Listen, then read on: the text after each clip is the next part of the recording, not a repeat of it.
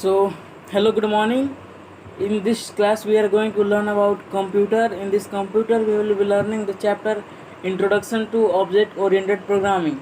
So, we will be learning about the object oriented programming. We will be learning about low level languages as well as the high level languages. So, we will see in this chapter that low level languages are classified into two categories: machine level language and assembly level language.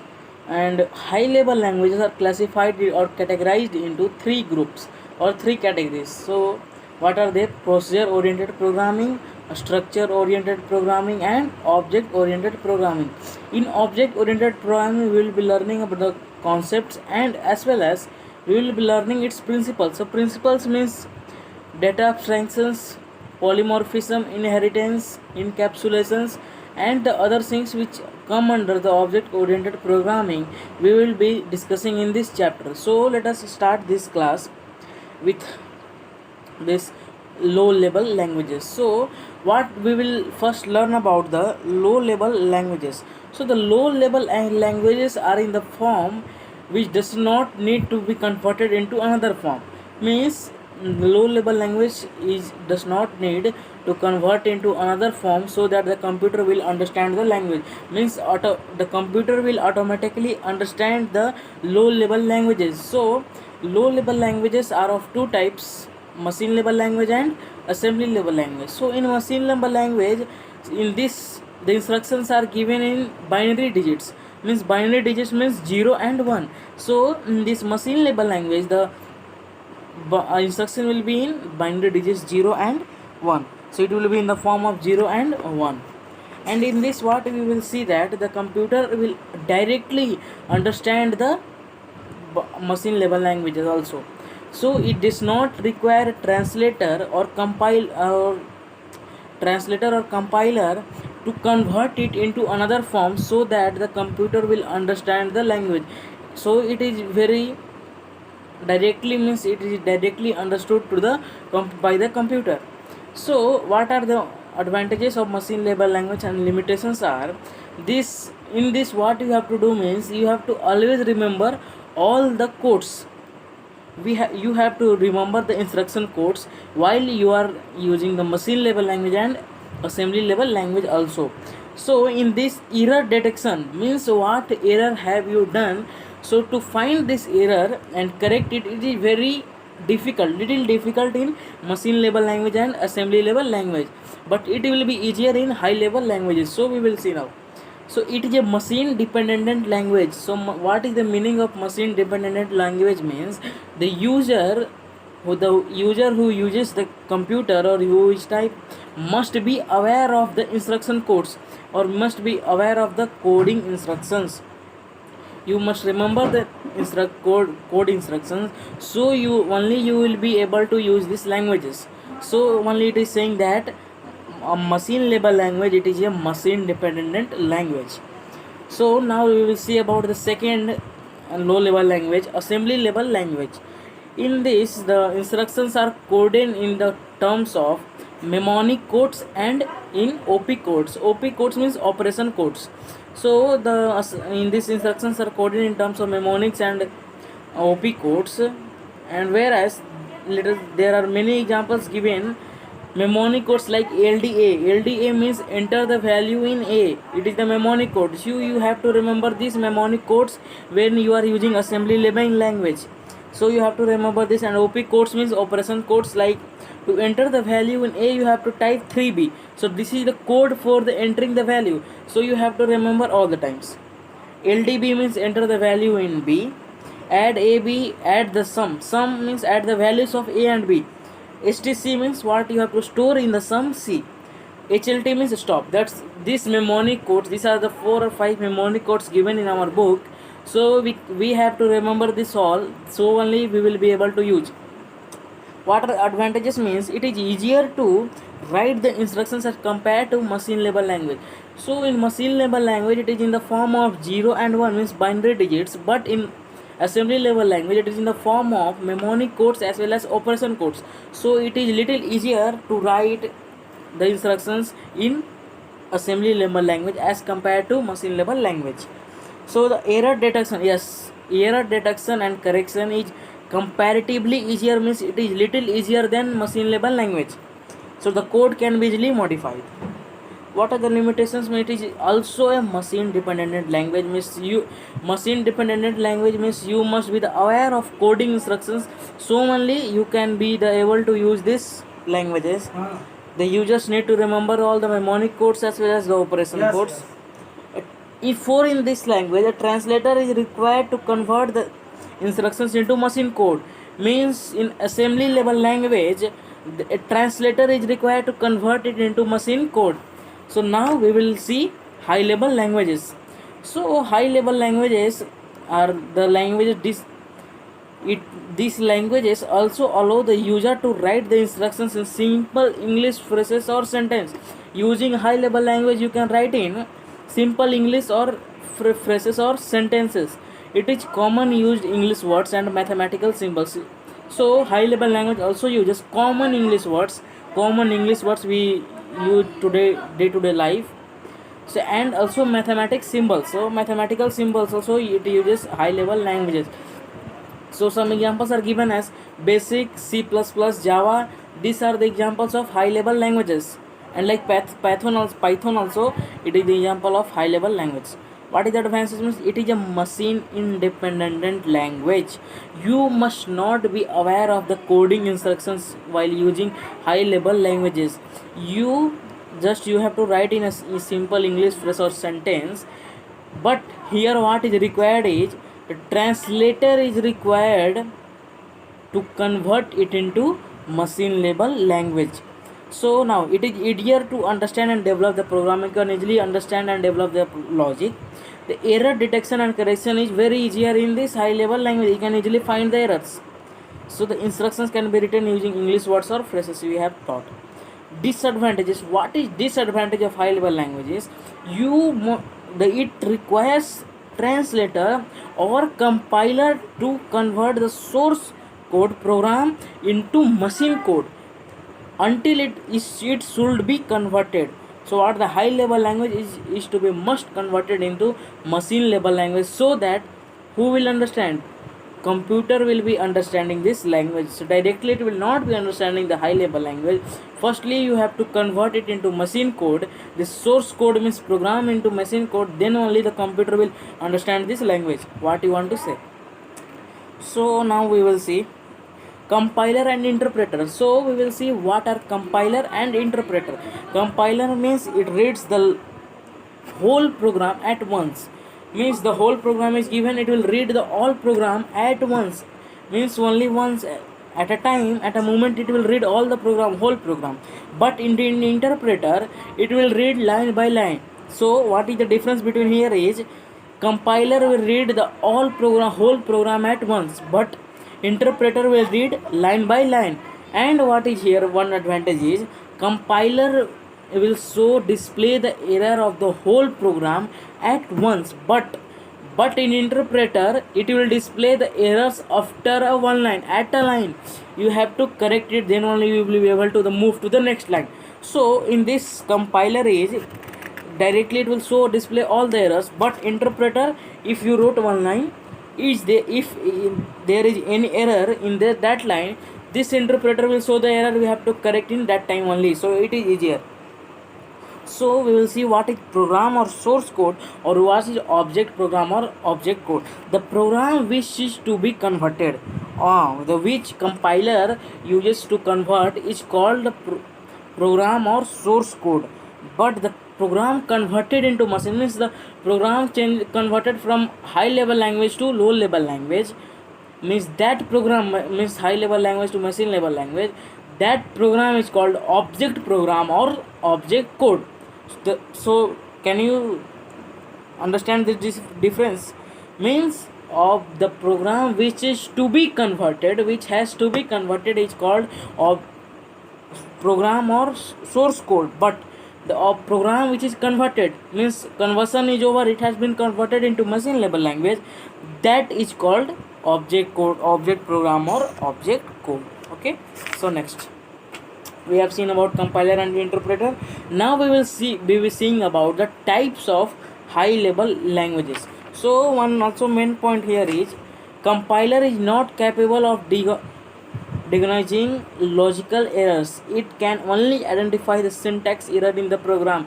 As high level language uses simple English words, phrases, or sentences, the compiler will only identify the syntax. Syntax means grammatical errors or grammatical mistakes in the program, no logical errors. Okay, or so now types of high level language. There are three types of high level language: structure oriented programming, SOP; procedure oriented programming language, POP; and object oriented programming language, OOP. So now we will be learning about a structure oriented programming. So in this was the structure oriented programming uses to improve the clarity, quality, and development time of programming steps logic. So it will be used for developing the programming steps. So it will just in the book it is given that selective control flow, a structure of looping means looping block, a structure of subroutines or functions, etc. So the what are the examples of a structure oriented programming? Algol and Pascal are example of a structure oriented programming. So now let us see procedure oriented programming. It is used for developing their logic by using a number of functions that will enhance the program's productivity. In this, the data will globally flow from one object to another object. In this, the data will be freely flowing from one object to another objects. So examples are BASIC, COBOL, Fortran, and C are commonly known as procedure oriented programming. So let us see next. So in this characteristics of it emphasizes on functions means logical steps. So it gives more importance to the functions. Who?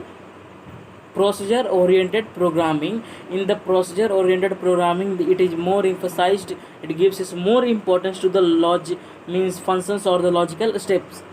Functions are shared globally. Global data means it is shared globally from freely from one object to another object. The data values can keep floating from one function to another. It uses top-down approach of programming. Top-to-down approach of programming. Who? Procedure-oriented programming. So what are the limitations? As data values are global to all the functions. Yes, it is global to all the functions. You may require necessary changes in all the functions. If you change the value of one means C, int A, let us take example int A. So integer A you have stored value 5. If you will change it to 6, then you have to change all the values of A in that program. So this is saying that it is procedure oriented programming, as because the data values are globally set to each other. So you have to change the data values in the whole, all the functions. It is not suitable to solve complex programs in real situations. Means it will not be easier suitable to solve the complex program. Let us now see about the third high level language, object oriented programming. So the procedure oriented programming basically consists of an organized group of instructions. Means organized group of instruction is also known as function. So now flowcharts are used to organize instruction and guide the movement of control of flow from one. What is used to guide or what is used to organize flowchart is used to organize the movement of control from one function to another function. So now in contrast to this, it does not allow data to object oriented programming, the data will not be flowing freely from one object to another object, one function to another function. In this system, the complete program is decomposed into a number of entities. Means in this the program will be decomposed, means it will be broken down. It will be broken down into a number of entities also known as objects. Okay, so now it gives more importance to the data items rather than functions. So what we have seen in procedure oriented programming is that it gives more emphasis on functions means logical step, but in object oriented programming it gives importance to data items rather than functions. So the different oriented programming languages are C++, Java, Python, Ruby, Eiffel, etc. A Smalltalk also. So now the object, it makes the complete program simpler by dividing it into a number of objects. So we have seen now that in this the program is decomposed, broken down into a number of entities called objects. So by dividing it into a number of objects, it makes the program easier. Complete program or complete program. So the objects can be used at a bridge to have data flow from one function to, means this object will be acting as a bridge. It does not allow to move freely from one function. If you want the another function, that you have to do calling. So you have to do calling for it. So the concept of data hiding enhances the security in programs. It is highly beneficial to solve complex programs. Procedure-oriented programming is not suitable for solving complex programs, but object-oriented programming is highly beneficial to solve complex problems. So, firstly, we will see the difference between procedure and object-oriented programming. Procedure, it gives emphasis on functions and it gives emphasis on data items. It allows procedure allows the data to flow freely from one function to another throughout the program. It is restricted. It does not allow. It follows top down. Procedure oriented programming, it is top down approach of programming, but here object oriented programming, it is bottom top approach. So now we will see some keywords. Object means it is a unique entity which contains data and functions. The object is a entity which contains objects and functions, means characteristics and behavior together in an object oriented programming. Real world object means the object that we experience in our day to day life, which are visible to us, are known as real world objects.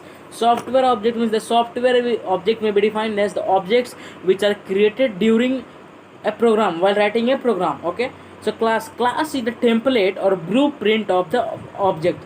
Each object of a class possesses some attributes and a common behavior.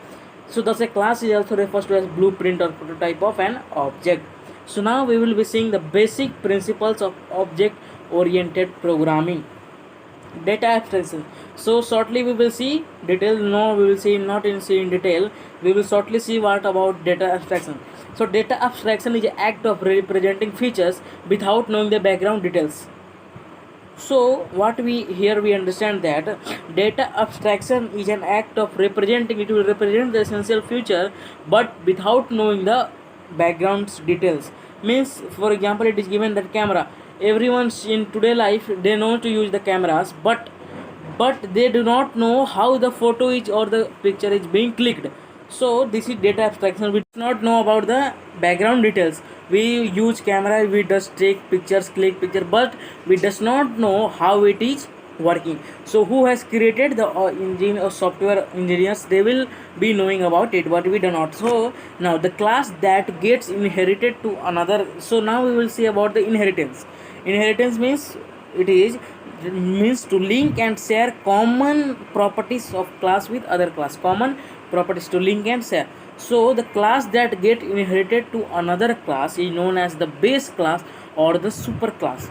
Which class? The class that get inherited to another class. The class that inherits from a base class means there is one class. Okay, it is inherited to another class. It is going to inherited to another class that will be known as a base class or super class. But the class which is inherited from base class will be called as the derived class or the subclass or target. So it will be called as the derived class. So now we will see about what is the reusability. As a result, it may happen that elements performing a specific task in the base class can be used to perform another task in derived class. So the object which are used to perform a specific task, a given task in the base class can be used to perform another task in derived class also. This feature is called reusability. So now polymorphism is nothing but just the polymorphism is the defined as the process of using a function or method for more than one purpose. What polymorphism is used for more than one purpose. So example is given here at duck. Duck means the bird which floats in water. So duck defines a water bird. Duck is a water bird. But duck also another also meaning of a duck is used in cricket. When a player gets out without no score, means scoring at a zero. If a player gets out at zero a score, then it will be also called as a duck. So this is the polymorphism used for more than one purpose, एक से ज़्यादा काम purpose के लिए use किया जाता है। क्या? Polymorphism. Encapsulation, so we have seen something about encapsulation in object oriented programming, that it restricts the flow of free flow of data from one function to another function. So the system, and also we will see that the system of wrapping means, do you know, wrapping means covering the data and functions into a single unit.